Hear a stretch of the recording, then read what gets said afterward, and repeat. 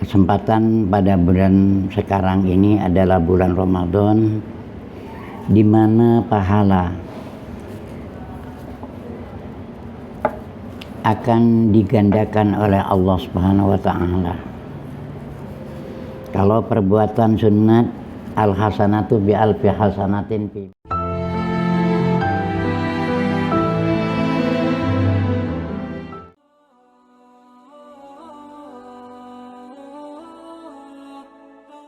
Alhamdulillahirabbil alamin. Allahumma shalli ala sayyidina Muhammadin salatan taj'aluna biha min ahli ilmi zahiran wa batina wa tashuruna bi ibadika shalihin fi dunyana wa akhirana wa ala alihi washabihi wasallim. Rabbana iftah bainana wa baina qaumina bil haqq wa anta khairul fatihin. Allahumma iftah alaina futuhal arifin waj'alna khalisatan li wajhikal karim. Rabbi shrah li sadri wa yassir li amri wahlul 'uqdatam min lisani yafqahu qawli, amma ba'du. Terima kasih para mustami'in di mana saja berada.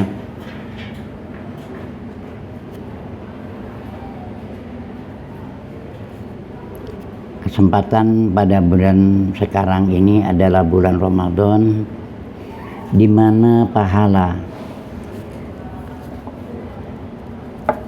akan digandakan oleh Allah Subhanahu wa Ta'ala. Kalau perbuatan sunat, al hasanatu bi alfi hasanatin fi ma siwa, satu kebaikan dibalas dengan 1000 kebaikan.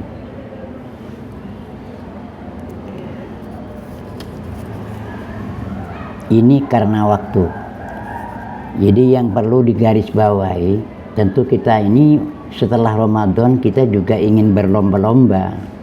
Masa pahala itu berlipat ganda karena Ramadan, bukan hanya itu kan. Untuk itu kita perlu membahas bahwa pahala itu bisa berlipat ganda itu karena beberapa hal, karena 7 perkara. Jadi kita kalau ingin pahala kita meningkat perlu mempertimbangkan, memperhatikan 7 perkara. Karena pahala itu meningkat, ini ada karena faktor waktu. Jadi nilainya itu bertambah karena faktor waktu. Seperti Ramadan. Dibandingkan dengan bulan yang lain, ini ada perbedaan. Karena apa? Karena waktu. Bainal isya'aini, antara maghrib dan isya. Ini adalah waktu istijabah. Karena apa? Karena waktu. Waktu sahur, waktu istijabah, karena waktu. Setelah sholat, ya, kita manfaatkan doa, zikir dan lain sebagainya, karena faktor waktu. Bainal adzan wal iqamah, ya, antara adzan dan iqamah, doa itu la yuraddu, tidak ditolak. Kita manfaatkan untuk berzikir. Untuk apa? Mohon, apakah dengan membaca astagfirullahaladzim, minta ampun dan lain sebagainya. Ini karena waktu. Jadi nilainya itu lain daripada yang lain, itu karena faktor waktu. Sholat di awal waktu tentu saja tidak sama dengan di akhir waktu. Ini karena faktor apa? Faktor waktu. Yang kedua, pahala itu bisa meningkat, ya. Jadi yang pertama masalah waktu. Yang kedua masalah tempat. Ibadah itu nilainya bertambah karena faktor tempat. Jadi pertama masalah waktu, yang kedua masalah tempat. Ya, sholat di Masjidil Haram dengan di masjid lain tentu ada perbedaan. Di Masjid Nabawi dengan yang lain ada Masjidil Aqsa dengan yang lain ada perbedaan. Ini karena faktor tempat. Saf pertama bagi laki-laki dibandingkan saf belakang, tentu nilainya lebih. Sholat di masjid dengan di rumah, walaupun sama-sama berjamaah, ini nilainya lain. Sholat di musholla artinya atau sholat tidak sama. Sholat di musholla saja, belum di masjid. Sholat di musholla dengan di rumah berjamaah, walaupun sama-sama mendapatkan berjamaah itu 27, tapi ini tidak sama. Kalau sholat itu sholat dilaksanakan di tempat terbuka, itu bisa menggugurkan fardu kifayah. Berjamaah itu kan hukumnya fardu kifayah. Dalam satu pedukuhan, andaikan tidak ada yang melaksanakan berjamaah, dosa semua. Nah, berjamaah yang bisa menggugurkan kewajiban itu fardu kifayah adalah ketika berjamaah dilaksanakan di tempat terbuka. Jadi entah itu di musholla ataukah di masjid, apalagi kebetulan dilaksanakan di masjid. Itu bukan hanya mendapatkan nilainya berjamaah, bukan hanya mendapatkan nilainya iktikaf, juga bukan hanya nilainya tahiyatul masjid, bukan hanya nilainya itu saja, tapi lebih dari itu ada unsur silaturahim, dan termasuk bisa menggugurkan kewajiban yang sifatnya fardu kifayah. Ini lain kan? Ya, ini kan faktor tempat. Sama-sama berjamaah, kalau berjamaah dapat 27. Tapi kalau tempat itu dilaksanakan di rumah, tidak menggugurkan fardu kifayah. Tetap penduduk itu dosa semua. Tapi kalau itu berjamaah dilaksanakan di musholla, maka bisa, atau tempat terbuka, maka bisa menggugurkan fardu kifayah. Apalagi dilaksanakan di masjid, di situ ada tambahan nilai iktikaf ada, nilai tahiyatul masjid ada, apalagi ada di saf pertama. Nah, ini karena faktor tempat. Jadi kalau kita ingin nilai pahala itu bertambah, perlu diperhatikan tempat.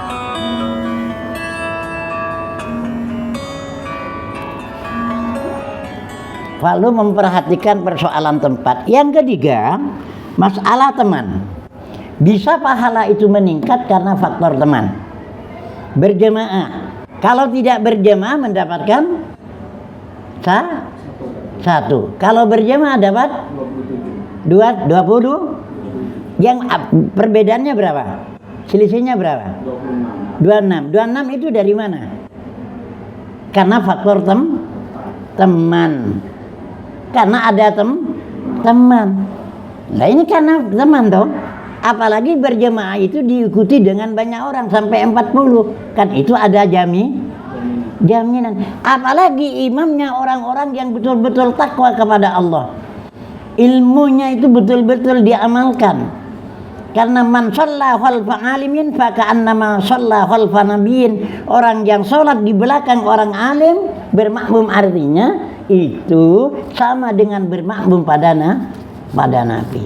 Ini karena faktor teman saja. Ini bukan hanya urusan ibadah, tidak. Melihat saja sahabat ya, tingkatannya, derajatnya tinggi. Orang wali yang mana saja tetap derajatnya di bawah sahabat, karena beliau melihat berteman pada Nabi, melihat Nabi. Nah ini faktor teman. Bisanya beruntung karena teman. Man nadhara wajh malam yara wajha muflih fa kaifa yuflih. Ini ada dawuhnya ba'dul ulama. Orang yang tidak melihat orang beruntung, bagaimana bisa beruntung? Tapi man nadhara wajha muflih, orang yang melihat orang yang beruntung tapi melihatnya itu bi'ainil mahabbah wa ta'zim wal wala, dengan penuh rasa cinta mengagungkan ya. Lah ini fakaifa la yuflih, bagaimana orang itu tidak bisa dikatakan orang melihat beruntung, orang yang beruntung kalau melihatnya dengan rasa senang, cinta, mengagungkan, dia dijamin orang seperti para sahabat melihat Nabi, melihat dengan rasa apa? Rasa mahabbah, rasa tidak sama dengan Abu Jahal. Ya sama-sama melihat kan. Nah, begitu juga orang melihat orang-orang yang besar, orang-orang alim, orang-orang para ulama, para aulia, maka orang itu akan ini karena besar, kan karena teman. Sampai menjadi siiran pemboni akti ikuli mawernani, ya apa saja diantaranya wong kang soleh kumpulo. Nah, ini kan karena faktor teman, ya kan? Ini faktor teman. Sholat gara-gara ada teman yang semestinya misalkan karena dirinya tidak paham tentang masalah kandungan yang ada di dalam sholat sehingga dikatakan tidak sempurna, ini gara-gara berteman ini bisa sempurna. Nah ini kan berjemaah. Jadi besok kan awwalu ma yuhasabu alaihil abdu yaumal qiyamah as-shalah. Fa in wujidat naqisa fa in wujidat tamatan ya fa in wujidat tamatan kubilat wasailu amali. Kalau salatnya sempurna maka dinilai sempurna, tentu ibadah yang lain ya salatnya diterima dan ibadah-ibadah yang lain apa diterima. Tapi wa in wujidat naqisatan, kalau kurang maka ruddat, ditolak, bukan hanya salatnya tapi juga yang lain. Mungkin karena dirinya tidak khusyuk dan lain sebagainya. Ini bisa after tembel dengan adanya teman. Karena kalau orang berjemaah, andaikan orang itu imamnya khusyuk, makmumnya tidak, maka makmum dikatrol oleh imam. Tapi kalau umpamanya imamnya ada khusyuk tapi karena bacaannya benar, maka dikatrol oleh makmum. Begitu loh. Dikatrol oleh makmum, tapi makmumnya yang khusyuk. Ini karena barokahnya teman. Kan begini. Nomor 4, ada karena faktor kerja. Ya. Terus ada karena barangnya, ada karena ilmunya, ada karena derajat. Jadi pertama karena waktu, 2 tempat, 3 masalah teman, 4 masalah kerja, ya, 5 barangnya, 6 ilmunya, 7 karena derajat. Karena kerja. Orang ibadah ya kerjanya tidak sama. Orang sholat sunat kan boleh dilaksanakan secara duduk kan. Jadi berdiri itu kan termasuk rukun sholat bagi orang yang mampu dan di dalam sholat Tapi tetap kalau itu kerjanya itu tidak sama, tentu nilainya berkurang karena kerjanya lain. Orang yang tarawihnya pakai 8 dengan yang 20, ya tentu saja tidak sama. Kerjanya kan tidak sama, maka nilainya berlainan, ya kan? Ini karena faktor apa itu? Kerjanya lain. Orang melakukan misalkan setelah sholat isya tidak langsung sholat tarawih, sholat ba'diyah dulu, qobliyah dulu, kemudian isya, setelah itu ba'diyah, lantas itu sholat tarawih. Nah itu tuh kerjanya tidak sama, ya kan? Jadi tidak sama, tentu saja tidak sama dengan orang yang langsung tarawih. Apalagi sholat sunat ba'diyah, qobliyah atau rawatib itu lebih utama daripada sholat tarawih. Ya, jadi kan lebih utama karena sholat rawatib itu Nabi rutin melaksanakan dan beliau menampakkan, tidak sama dengan pelaksanaan sholat tarawih. Itu karena kerjanya lain, ya. Yang jauh dari masjid dengan yang dekat sama enggak? Tidak sama. Kenapa tidak sama pahalanya? Kerjanya lain. Kerja separuh dengan ya penuh, ya tentu saja Kemudian yang nomor 5 masalah barang. Ya, memang barangnya, seperti sholat sunat. Sholat sunat witir dibandingkan dengan yang lain, ini masih lebih utama, ya, selain istisqa, selain kusuf dan kusuf selain istisqa, kemudian ya ini sama-sama witir dengan rawatib ini lebih tinggi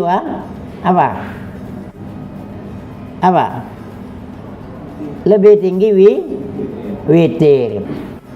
Sama-sama rawatib sebelum fajar. Ya, qobliyatul fajri 2 rakaat sebelum fajar dengan yang lain, ya. Ini tentu lebih tinggi yang qobliyatul karena memang barangnya. Baca Quran, baca sholawat, tidak tahu artinya dapat pahala. Asal baca Qurannya bener loh, pakai tajwid, ya. Jangan sampai tidak pakai tajwid. Ini dapat pahala. Sholawat, tidak tahu artinya, dapat pahala. Zikir apa namanya? Quran tidak dapat pahala. Ya, ini karena barangnya. Dapat pahala. Baca Quran tidak apa namanya? Tidak tahu artinya, tetap dapat pahala. Nah, sholawat tidak tahu artinya, dapat pahala. Nah, lain kalau zikir-zikir yang lain. Zikir yang lain itu harus tahu artinya. Inna sasola yusabu ala zikri illa idza arafa maknahu wastahdarahu walau ijmalan. Seorang tidak dapat pahala atas zikir yang dia baca kecuali dia tahu artinya walaupun secara global dan menghadirkan. Ma'adal Quran wa sholawat salam ala nabil mukhtar, selain Quran dan sholawat. Ya ini, ya kan? Ini karena memang barangnya lah. Yang nomor 6 adalah karena faktor ilmu. Ya, kuncinya semuanya itu ilmu. Seperti tadi itu, kalau tidak tahu ilmu, tidak tahu kan tidak bisa begitu itu. Jadi kuncinya adalah ilmu, dan semuanya itu kalah dengan derajat. Ya, salah dengan derajat. Ya, derajat seseorang tergantung keimanan seseorang. Walaupun kerjanya sama, tapi tingkat keimanannya lain. Contoh, ya, pernah suatu saat Nabi tanya kepada malaikat Jibril, "Sifli hasanati Umar." Hei Jibril, terangkan kepada saya kebaikan-kebaikan Umar. Lalu dijawab oleh malaikat Jibril, "Lau kanatil bihar midadan wasyajaru aklaman lama hasartuha." Andaikan laut-laut itu menjadi tinta dan daun-daun itu menjadi pena, lama hasartuha, saya tidak akan mampu untuk menghitungnya. Sifli hasanati Abi Bakr, terangkan kepada saya kebaikan Abu Bakar. Dijawab oleh Jibril, "Umaru hasanatun bin hasanati Abi Bakr." Semua kebaikan yang dimiliki oleh Sayyidina Umar sama dengan satu kebaikan dari beberapa kebaikannya Abu Bakar. Ini kan faktor tingkat derajatnya lebih tinggi. Nah, makanya tidak ada derajat setelahnya Nabi Muhammad itu kecuali siapa? Ya, dari tingkatan para sahabat itu yang paling tinggi setelah Nabi Muhammad siapa? Abu Bakar, kemudian Sayyidina Umar. Mungkin ini yang bisa kami sampaikan. Wallahul muwaffiq ila aqwamit thoriq. Mohon maaf, ini karena sifatnya mendadak ya, saya tidak persiapan, ini apa adanya. Wallahul muwaffiq ila aqwamit thoriq. Assalamualaikum warahmatullahi wabarakatuh.